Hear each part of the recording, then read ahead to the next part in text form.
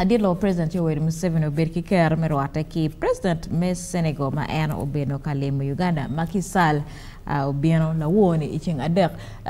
waj ina ngi chen la dit lo is a very good host la wo mother food president me Iran beri Uganda magonyo akolok medwong presidents medwong ge kar kan kalemo president Yoweri Museveni titwale iket me beri iket me rem iket me no advice pen iwang ma megi la dit lo president Yoweri dak beri wala dit elda iwang ge so pie technique gam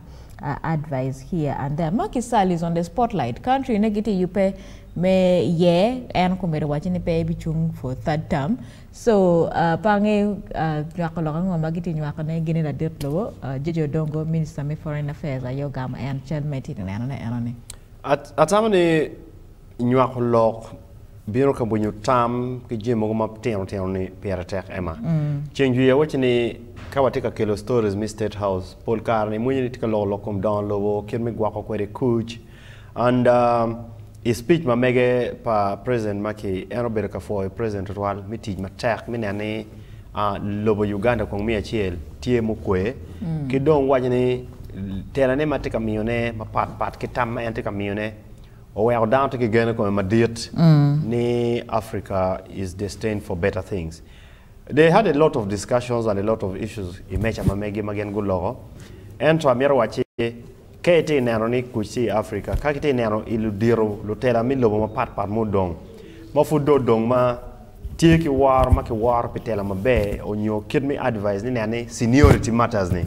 atamani they look up to President Yoweri Museveni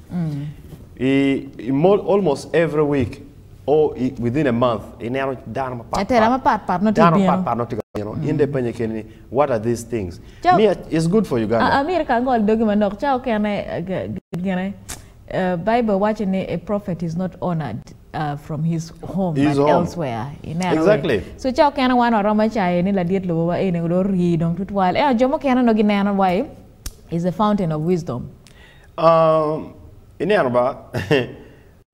dano ge karo ge waje kumano PM no ge ngeyo why they are there. The war mirror which statement mon mangar mon wajo chini dan rom beri giti sentiment e kum ngatu kene ento ke dwa wen kum nga e kum ngara chiel ene ko yin kete wajo ko ni in rom beri ti o a saint dan ma gangu kweri wo the same thing came up from one of the leaders chini e gangu ke rom kweri no kamo kene dan wen chunjiti kum wa yechu bedo yechu be ke kweri in Nazareth Jesus was denied in Nazareth kama ke nyara en ke yene so ini feki na nyen pat ini na chon lock pa President Museveni kom loka kono dictatorship kono gerangogini anybody can lock a boga.